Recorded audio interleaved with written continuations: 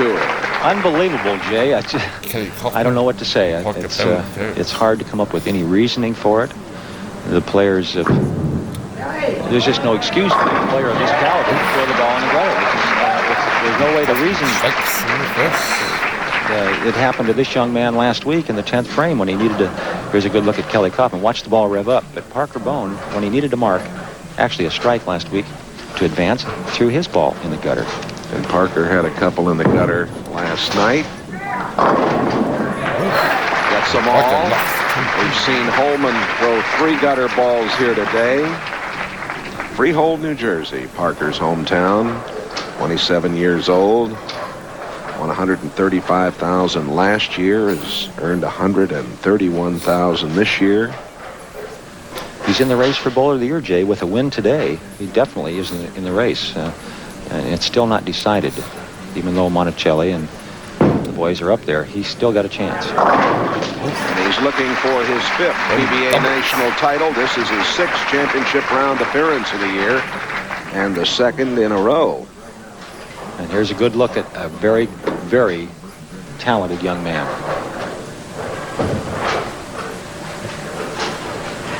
Could well be the best left-hander on the tour at this point. Now Coffman is a little high, and he leaves the 6 pin. Last week, Earl, we had the youngster, 21 years old, Jimmy Johnson, win his first PBA title.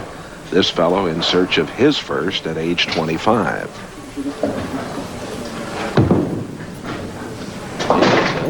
Maybe it's a rookie fall tour, Jerry. Darrell Dobbs, the executive director of the American Bowling Congress, and Roger Dalkin, assistant executive director. Side by side here. What a great job the American Bowling Congress does. They're sponsoring their first PBA tournament. They hosted the pros in fine fashion here this week. And Kelly Coffman not getting the lane reaction he expects. He wants the ball. The most important thing for Kelly, he's looking down the lane about 35 feet. He's looking at a break point. He's not spotting at the arrows like most bowlers would. He's looking down and he's trying to line the ball to that point in the lane and make it turn in from there. And he can make it turn in, believe me. Right now, the ball is hooking a little bit earlier than he expects, and you can see it's crossing the head pin. And the weakest part of his game, he can throw plenty of strikes, but this is the weakest part of his game, and he's been working very hard on it, is his spare shooting.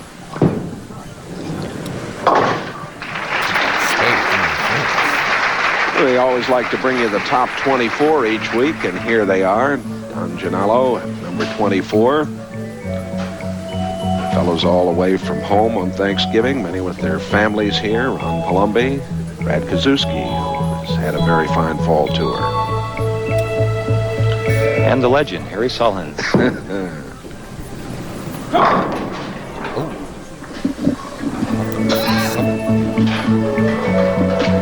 It's good to see Jeff Bellinger bowling well again. Norm Duke, not really bowling that much on the tour anymore, but having a fine fall. There's young Mr. Weber. Parker picking up the spare. Danny Broadway, one of 3 lefties to make the top 24 this week. Billy Young with a 290 game last night, folks, and he had the first 11 and threw the 12th one in the gutter. It must be the year of the gutter ball, Jay. Yeah, just stay rook. Picking up 4,500. That came up like damn.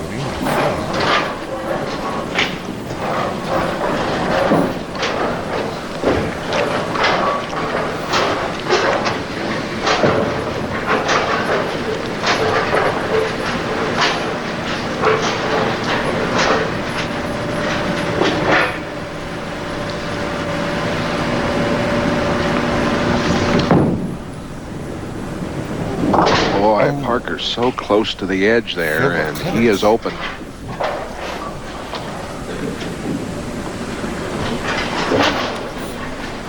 Show you the tail end of this, Earl. And he expects the ball hook a little more than it's going to. As you can see, he's way out near the edge of the lane, and it just comes in behind, only getting the 9 pin.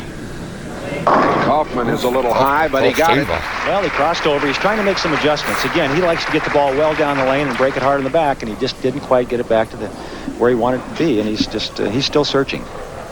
Got a moment to speak with Marshall Holman. Marshall, this was unbelievable what we saw here today. I'll tell you, Jay, it's embarrassing, but the shot was to get the ball wide and then really bring it back strong. I made a couple really bad errors, and Kelly took advantage, and he's looking pretty strong right now. Parker just opened, and his ball hit so hard, it's just unbelievable.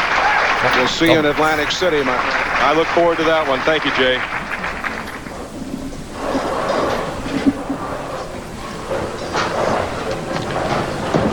Parker Bohn down by a dozen. And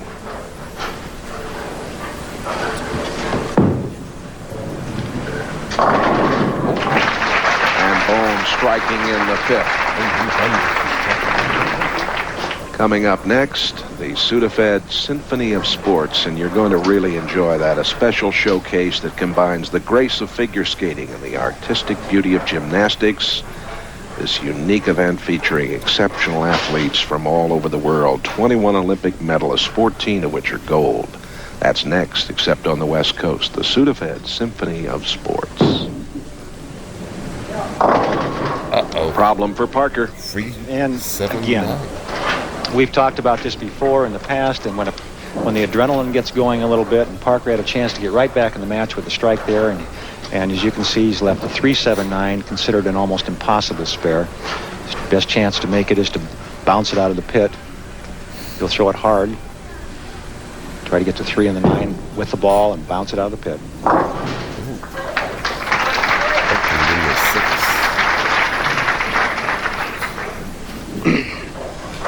This could be the fall tour for the rookies, Jay. Well, I'll tell you, we saw some tremendous action from Jimmy Johnson as he won last week in Chicago at the Brunswick World Open. Well, I think we're going to get back in that position based on that shot. Now, Kelly isn't lined up either. Parker's been hitting the pocket. He's made a couple of mistakes that have cost him, and missing a spare and then leaving the split. And you can see that he's down on himself right now, but this is not an easy spare. The ball has to get back to that 9-pin. Watch it. Just did get it. Next Saturday, the Touring Players Championship, sponsored by our friends from Budweiser. We'll be at the Taylor Lanes in Taylor, Michigan. We'll be on the air at 3 o'clock Eastern Time. That's always a very special event, Earl, because it's the players' event. It is. It's the championship of the touring players, and they look forward to that particular tournament. To them, it's special because it's only the touring players. And Kelly Coffman with a big strike in the 7th. Reminder again about the National Bowling Hall of Fame tournament. League bowlers can register now to compete. 10th year of this great event. Amateurs get to come to St. Louis to bowl side by side with Hall of Famers. And here is Parker Bohn striking in the 7th. Registration fee for that tournament, the Bowling Hall of Fame and Museum to benefit, just $1. For more information, contact your local bowling proprietor or call the National Bowling Hall of Fame and Museum, 314-231-6340. And Milwaukee, of course, the home of the ABC since 1907. This tournament co-sponsored by the Bowling Proprietors Association of Wisconsin, along with the American Bowling Congress. We're going to the wire in this one. And Parker talking to it and liking it. After a re-rack, Jay, he took a re-rack on lane 63, much as Marshall Holmes did in the earlier matches. And there's a good look at his wife. Yeah, she's a charming lady, and there's another look at the shot. Son is here today. Here's the reaction from Mary. Little smile, all right. I think she's into this, Jay. Hoffman. Too much of the head pin. It had to happen. It had to happen eventually. He's just never really gotten lined up. He's been fortunate. He's crossed over and got the strike and then doubled behind it. This time he didn't get the break. A much tougher spare. Just enough of the 3-pin with the ball to slide it into the 7. That's what he's looking for. Oh, he gets it. What a very, very important shot that was. And we're going to get another look at that one, ladies and gentlemen. Let me tell you what. Here's a young man that is obviously not noted for his spare shooting ability. What a great shot. Key shot. 8th frame of the match. That could decide the match at this point. The difference only 10 pins going into that shot. 9th frame for Kelly Coffman.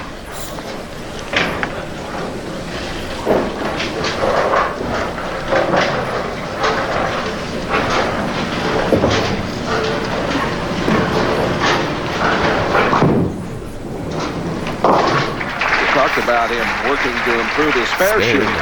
And he definitely has improved his spare shooting. Unfortunately, he hasn't found the strike line, and if anybody can strike, it's this young man.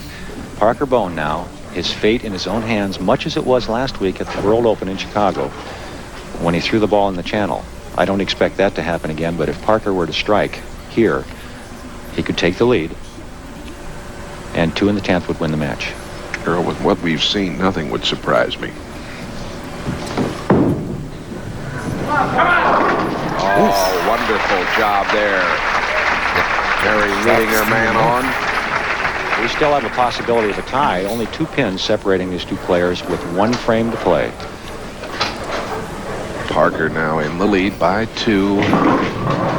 And he's got the hammer, Jay. He's on the string. He's on the strikes. 1 here.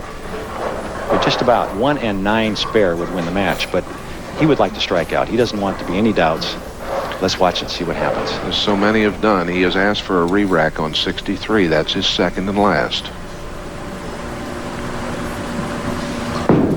Oh, hold it. And he got him. You know what? I will guarantee you right now, based on that release, that what is going through his mind is what happened last week when he threw the ball in the channel. He actually went straighter with that shot, didn't trust it. You're going to get another look at that. The ball angle, watch it. When it leaves his hand, it's going up toward the pocket rather than away from the pocket. Completely different ball angle for him there. More ball speed and right at him. It's like a baseball pitcher throwing the hide hard one when he needs it.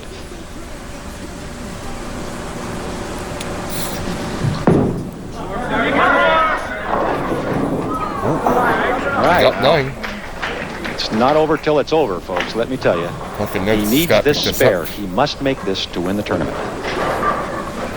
And remember what happened to Pete McCordick.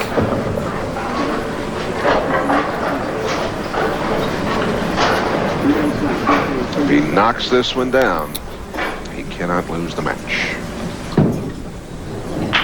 He's got it. He knew he had it. Parker Bohn III wins it. We'll be back to talk things over right after this.